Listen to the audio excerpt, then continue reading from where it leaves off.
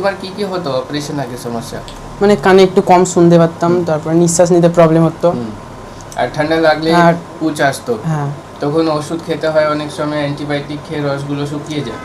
নমস্কার, আমি doctor Shivam, ENT head neck surgeon, আংশিয়ান্টি থেকে। আজকে আমার কাছে বসে আছে একটা ভাই আপু।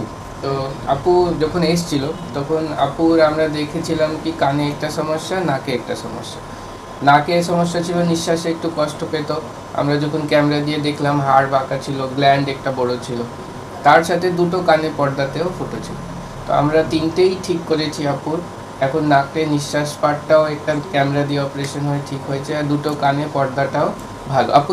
আর প্রবলেম কি হয়, এই রোগটা যদি আমরা ঠিক না করি, অনেকজন অপারেশন ভয়েতে ঠিক করা হয় না, মানে প্রবলেমটা থেকে যায়। ওষুধ খায়, রস শুকায়, কিন্তু আবার ঠান্ডা লাগলে রস হয়। তো কেন হচ্ছে? কিন্তু কানের ভিতরে আমাদের একটা পর্দা থাকে। এই পর্দার কাজ হচ্ছে, একটা তো আমরা যে কথা বলছি সেটা শুনছি, আর সেকেন্ড হচ্ছে পর্দাতে মানে ভিতরে জিনিসকে বাঁচিয়ে রাখা। যদি এই ফুটো হয়ে যায়, তার মানে ব্যাকটেরিয়া ইনফেকশন সব ভিতরে ঢুকবে, রস পুচ করবে। তো এইটার জন্যই আগে যেমন কানে পিছন থেকে কেটে হতো, তো আমরা এখন ক্যামেরা দিয়ে করছি। তো আপুর কানটাও একটা কান আমরা ক্যামেরা দিয়ে কানের রাস্তা দিয়ে করেছি না আপুর কানটা। আর বাঁ কানে একটু হার্ড ইনফেকশন, বেশি দিন রেখে দিলে কি হয়, আমরা কেন বলি তাড়াতাড়ি অপারেশন করে নিতে, কেন এটা আস্তে আস্তে কানের পিছনে হাড়কে ধরে। তো অন্য কানে হাড়েও ছিল, তো আমরা সেটা ঠিক করেছি ক্যামেরা দিয়ে, কিন্তু পিছন থেকে করতে হয়েছে। এখন অনেক দিন হয়ে, কতদিন হয়ে গেছে আপু কান?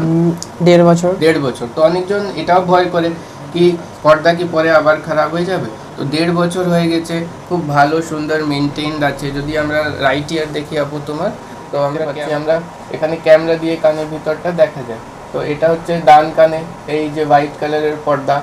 তো এটার জন্য কি হচ্ছে, আর রস হচ্ছে না, আর ঠান্ডা লাগলেও রস পুছ হচ্ছে না।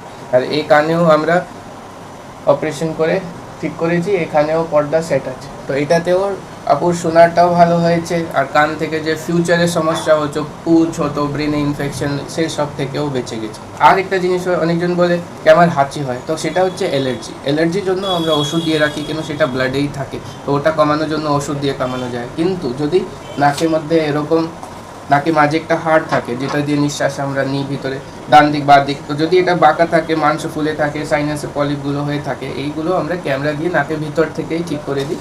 আর এটা ঠিক করার পর কানটা করতে হয়। কেন? যদি আমি পর্দা দিয়ে দিলাম, নাকে নিঃশ্বাসের যদি সমস্যাটা থাকে, তাহলে অনেক সময় আবার পর্দা ড্যামেজ হয়ে যায়। এই নাক থেকেই নিঃশ্বাসগুলো কানের দিকে যায়, পিছন থেকে।